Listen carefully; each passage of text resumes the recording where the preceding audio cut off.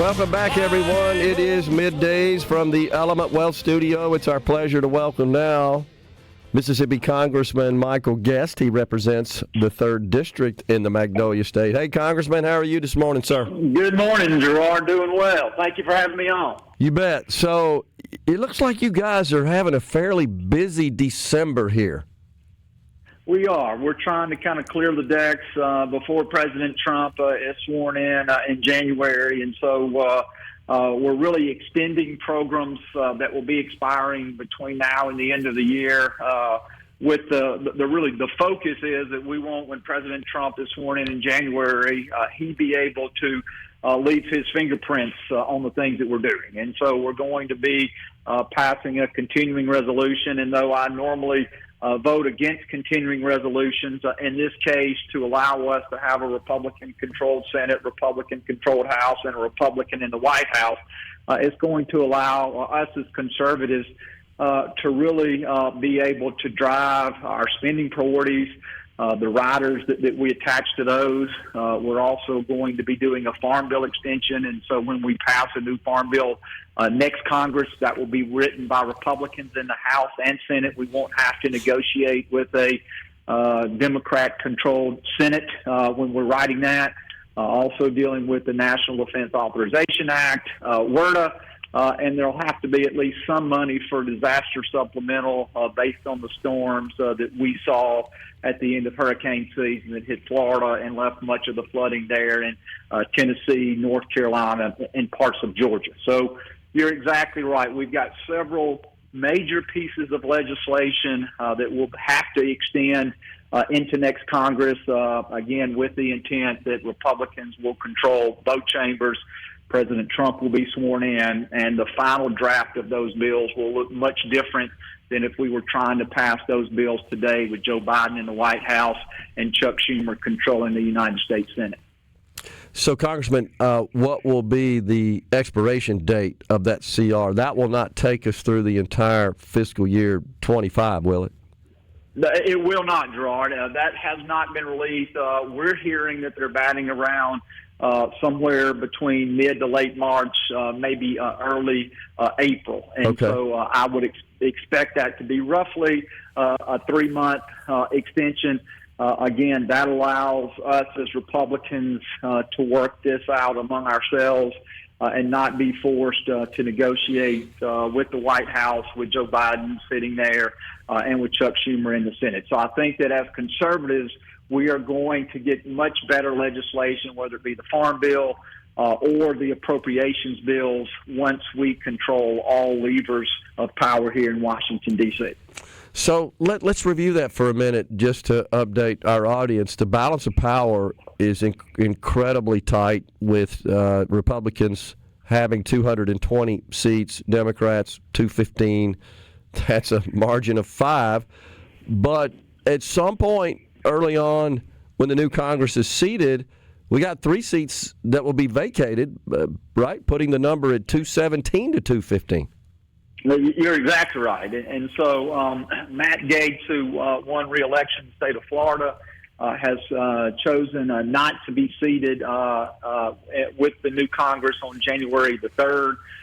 That seat has been declared vacant by the Florida Secretary of State. They have already set the qualifying dates as well as the primary and general election, and so that seat will be vacant until April the 1st. That is the general election for that seat. Okay. And then we'll have 2 seats that will be vacant once President Trump is sworn in. One out of the state of Florida with Mike Waltz, who will be going to work with the administration, and the other out of the state of New York with Elise Stefanik, who has been tapped to be the ambassador to the UN. And so you're exactly right. On January 20th, we will effectively have a 2-seat majority. And so then that means if any Republican were to vote with the Democrat opposition, it would result in a tie vote, meaning that legislation would fail. And so it's going to be very important that we as Republicans in both the House and Senate, that we are united behind President Trump's agenda, that we are not fighting amongst ourselves, and that we're focused on getting legislation passed because it is going to require us to be working in a unanimous fashion, particularly in the House, for us to be able to get legislation across the finish line to the Senate and ultimately to the president's desk for his signature. A lot of discussion about putting these reconciliation packages. You guys don't have this problem in the House, but as you well know, in the Senate, if you're going to pass legislation with a simple majority, and over there Republicans have the lead 53 to 47, but to get legislation through over there, you've got to avoid the filibuster. You can do that with legislation that meets the requirements to pass with a simple majority through reconciliation. But there's a lot of debate, is there not, Congressman, about, okay, you generally have 3 reconciliation bills a year that can be passed, I think, under the rules, and how do you sequence those? There's some discussion about that. Is immigration, energy, tax policy are kind of the 3 that are being discussed. What do you think? Yeah, and that's right. And what you get is you get one chance at reconciliation per fiscal year. Okay. So you could do one for this year, which would expire October 30th, 2025. Then you could do one for the next appropriations year, and so we would have the opportunity to do a total 3 during next term of Congress, but we could do 2 next year. Okay. And of course the thing that begins that as we start talking about the budget reconciliation process, which allows us to get around the filibuster in the Senate. The first thing we've got to do is we have to pass a budget resolution, and so the House and the Senate must come together to pass a budget resolution. And that's not something that Congress traditionally does. The only time that you will see Congress pass a budget resolution is when you do have a scenario to where one party controls the House, the Senate, and the White House. And so that will be something that I believe that we as Congress, both House and Senate, will begin working on once we are sworn in on January the 3rd. That process is going to take a period of time in the Senate. It is much quicker here in the House. And what that does, as we set forth that budget resolution, it not only talks about the total amount of money taken in by the government, the spending, the debt, but it also has specific language that are instructions as part of that budget resolution that deal with the reconciliation process. Okay. And so it may order certain committees. So if one of the, if we're going to use one of the budget reconciliation processes to address the southwest border, it would order the Homeland Security Committee to draft proposed language and would also give that committee the ability to spend up to a certain amount of money to accomplish that. Okay. And so you're right. So so we're looking at most likely being 2 budget reconciliations that Congress will attempt to take on in 2025. The first, we believe, will be directed toward border security, securing the border. It may also have some changes to immigration policy. And then the second budget reconciliation process, which will occur a little bit later in 2025, would be the extension of the Trump tax cuts and any other tax-related issues that the president would seek to move forward. We know that in his campaign, he made a lot of campaign promises about things such as not including tax on tips, not including tax on overtime, not wanting to tax people's Social Security benefits. And so that is going to be a much more in-depth conversation as to which tax policies the president wants to be included in the reconciliation, and then how we're going to pay for that. And so I do expect that will probably come sometime in the second half of 2025, but I think that the border security component of that will come very early in President Trump's administration.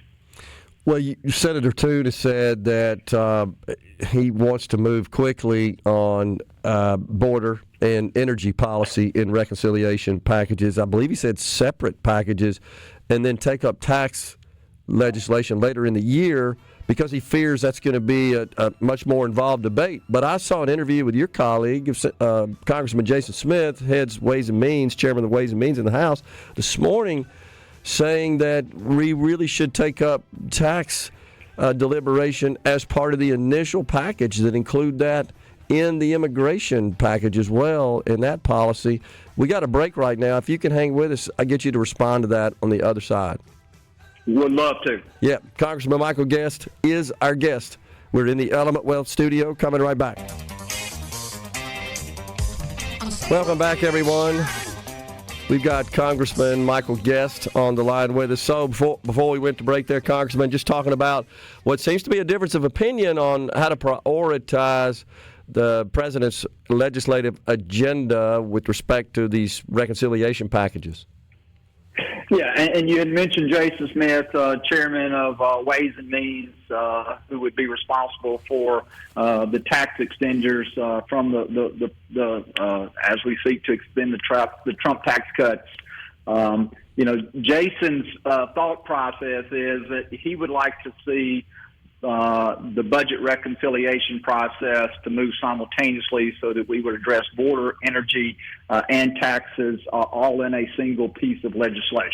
Yeah. We know that the Senate's going to be extremely busy, not only dealing with reconciliation, but also the Trump appointees, the cabinet appointees, appointees to the federal bench, appointees to the U.S. Attorney's Office. And so I think Jason's thought process is that he wants to make sure that the tax provisions don't get lost in the fact that somehow the Senate runs out of time to accomplish everything that's going to be before them. The House can, I believe, very easily move to reconciliation processes because we don't have some of the same structure rules that they have in the Senate. Okay. And it is extremely important that we renew those tax cuts. Yes. If those tax cuts are not renewed by the end of next year, it is going to require the taxes paid by every American, those that pay taxes, they are going to see some sort of tax increase.